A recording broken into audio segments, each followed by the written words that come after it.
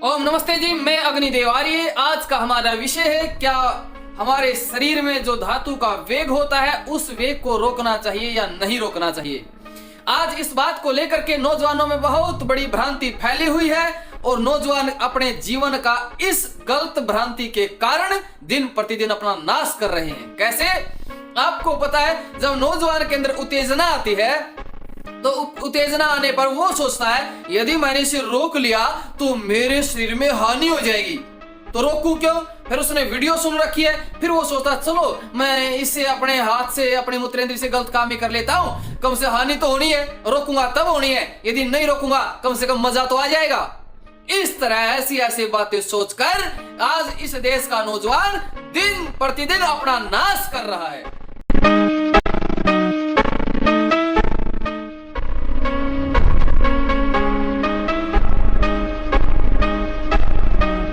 आज इस वीडियो में मैं एक एक चीज की पोल खोलने जा रहा हूं। अनेकों वीडियो बना रखी हैं इस देश के नौजवानों को बर्बाद करने के लिए। आज आप अपनी बुद्धि से निर्णय कर लेना क्या गलत और क्या सही। मैं ऋषियों के प्रमाण देकर बात करूंगा। देखिए, यहां पर हमारे यहां 13 प्रकार के वेग बताए गए शरीर में, जिसमें भूख, प्यास, आंसू, नींद, सांस, खांसी, मल, मूत्र, अपान वायु मतलब जो पाद आते हैं, वीर्य, वमन, उल्टी आना, जंभाई आना और ढकार। ये 13 प्रकार के वेग हैं। इन वेगों में एक वेग है वीर्य का वेग। अब बात आई जो जितने प्रकार के ये वेग हैं, अब इनमें विचार करो, ये वेग सारे अपने आप होते हैं या इन वेगों को हम पैदा करते हैं? विचार करो। लेकिन एक जो वेग है, अब ढकार आई है, अपने आप आ रही है, चाहे हमारे अपान वायु पाद आ रहे वो अपने आप आ रहा है, हमें छींक आ रही है वो अपने आप आ रही है, या छींक आने के लिए हम कोई विशेष वीडियो देखते हैं या विशेष हम उसके लिए कोई विशेष बातें सुनते हैं, या छींक आए में उसके लिए विशेष किताबें पढ़नी पड़ती हैं, विशेष चित्र देखने पड़ते हैं, आती है अपने आप। तो इसी तरह ये वेग अपने आप होते हैं। लेकिन एक वेग है वीर्य का वेग। वो वेग कैसे अपने आप नहीं होता, वो हमें लेके आना पड़ता। उसके लिए नौजवान क्या करता है, कोई अश्लील चीज देखेगा, पढ़ेगा, सुनेगा या कुछ और होगा, तब उसको वेग आता है। तो सीधी सी बात यह है, ये वेग अपने आप नहीं होता, इसे हम पैदा करते हैं। और जिस चीज को हम पैदा करते हैं, जिस चीज को हम स्वयं करते हैं, उस चीज को हम रोक भी सकते हैं।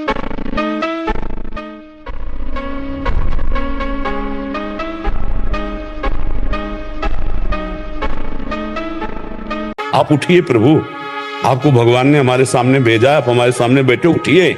आप ये नहीं हो जिसको लेकर बैठे हो, आप कुछ और हो। आप अजय हो, आज अमर हो, आप अविनाशी हो, आप सच्चिदानंद में हो। आप अपने स्वरूप में लौट कर आइए। कैंसर आपको छू नहीं सकता। हम केवल बातें नहीं कर रहे महाराज, केवल बातें नहीं कर रहे।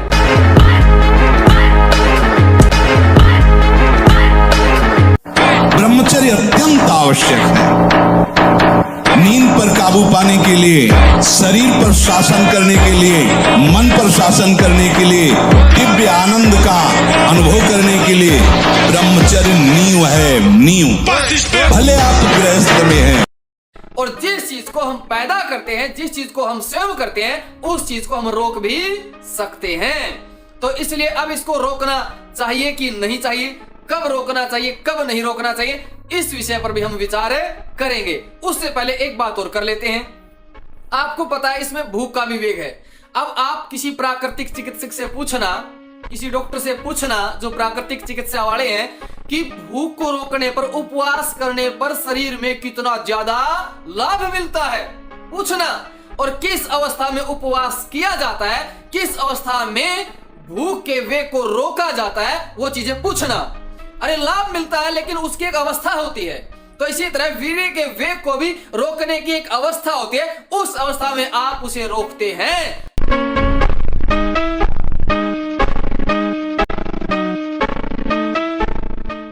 तो आपके शरीर में विशेष लाभ आपको मिलेगा।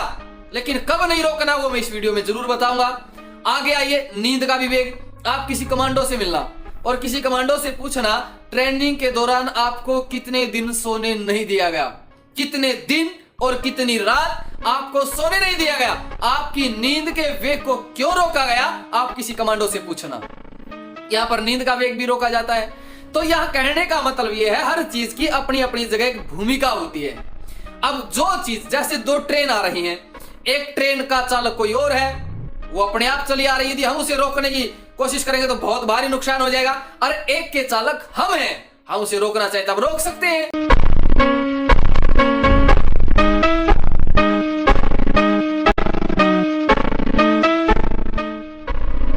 तो इसीलिए मैं आपको यही समझाना चाहता हूं, जितने भी वेग हैं, इन सब में जो काम का वेग है, जो वीर्य का वेग है, वो हम पैदा करते हैं और हम उसे रोक भी सकते हैं। अब रोकने की बात आई, वो भी मैं आपको बता देता हूं। क्या हमारे ऋषि मुनियों ने भी रोका है इसको? बिल्कुल रोका है। मैंने पिछली वीडियो में आपको छांदोग्य उपनिषद के उदाहरण दिए, मैंने आपको इत्रा के पुत्र महिदास का उदाहरण दिया। वो भी अपने काम के वेग को रोकते हैं। वो कैसे रोकते हैं? वो कहते हैं, ए मेरे ब्रह्मचर्य में उत्पन्न होने वाले विघ्न, तू मुझे क्यों सता रहा है, मैं तेरी चोट से हरगिज नहीं डिगूंगा। कहने का मतलब है, वो भी अपने काम के वेग को रोक रहा है और उसे पता है कि मुझे कब तक रोकना है।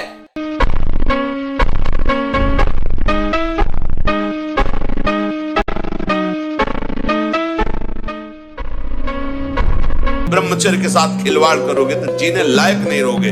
देख लो, ब्रह्मचर्य को महान आशीर्वाद है भगवान का, एक अपार शीतलता, कोई भी रोग तुम्हें परास्त नहीं कर सकता, एक नवीन उत्साह, एक नवीन बल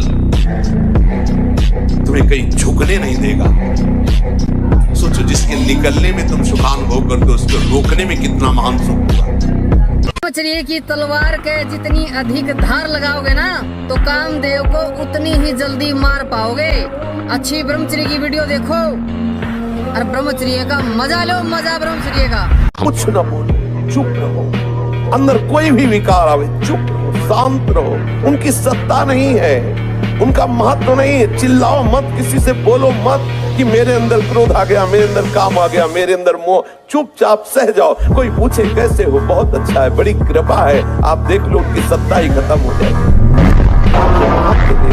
प्यारे, बहुत बड़ा दांव लग गया है, बाजी जीत लो, हारना मत। भाई कम से कम वीडियो तो देख लो। तुम्हें 5-5 मिनट की वीडियो तुम देख नहीं सकते, तुमने इलाज चाहिए अपने गुप्त रोगों का। मैंने आपको इत्रा के पुत्र महिदास का उदाहरण दिया।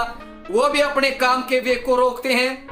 वो कैसे रोकते हैं? वो कहते हैं, ए मेरे ब्रह्मचर्य में उत्पन्न होने वाले विघ्न, तू मुझे क्यों सता रहा है, मैं तेरी चोट से हरगिज नहीं डिगूंगा।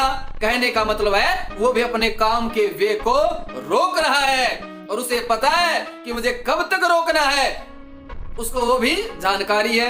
आप आगे आ जाइए। मैंने आपको एक और वीडियो डाली, कई वीडियो तो देखते नहीं, फोन मिलाएंगे मेरे पास, फोन का टाइम पता नहीं उन्हें कितने टाइम है। हाँ जी, अभी मेरे पास फोन आ रहा था, बार बार फोन आते रहते हैं। भाई कम से कम वीडियो तो देख लो। तुम्हें 5-5 मिनट की वीडियो तुम देख नहीं सकते, तुमने इलाज चाहिए अपने गुप्त रोगों का, है ट्रीटमेंट तुमने वो चाहिए, सारी बातें बता रखी हैं।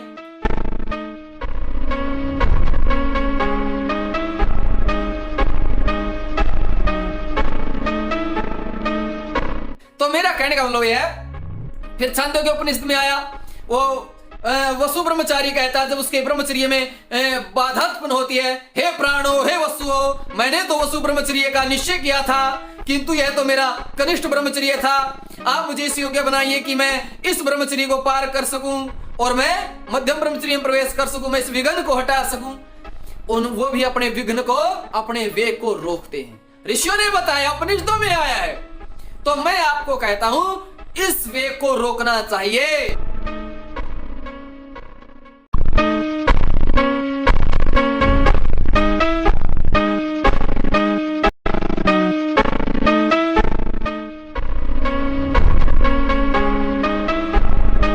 हमारी बात मानो, 4 बजे उठ करके शौच स्नान करके यदि 20 मिनट व्यायाम करोगे रोज, तो आप देखोगे वरदान की तरह काम करेगा।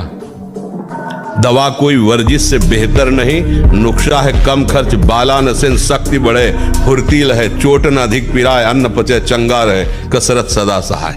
ऐसा थोड़ी। पहले उठने का नियम ले कि सूर्योदय के 1 घंटा पहले हम उठेंगे। 5 बजे उठ जाइए और उठ करके सबसे पहला कार्य कीजिए, पृथ्वी के चरण स्पर्श कीजिए। पृथ्वी को प्रणाम करने के बाद उसी सैया में 5 मिनट केवल बैठ जाइए और 5 मिनट बैठकर 5 संतों का नाम ले लीजिए। इसके बाद नीचे उतरिए और पहले जो अपने माता पिता, अगर वो शयन कर रहे हैं तो कोई बात नहीं है, अगर वो शयन नहीं कर रहे हैं तो पहले जाकर माथा रखकर उनको प्रणाम कीजिए। इसके बाद आधा लीटर या 1.25 लीटर जितना आप जल पी सकते हैं, ये आपके ब्रह्मचर्य की रक्षा करेगा, कब्ज नहीं होने देगा और आपके मस्तिष्क की गर्मी को ठंडा करेगा। ऐसे वज्रासन में बैठकर धीरे धीरे 5 या 10 मिनट में जल पिया जाए, एकदम न पिया जाए। गिलास में लेकर के 500 ग्राम जल धीरे धीरे उसको पिया जाए। फिर इसके बाद आपको 100-200 कदम टहलना है। फिर इसके बाद आप सोच जाइए।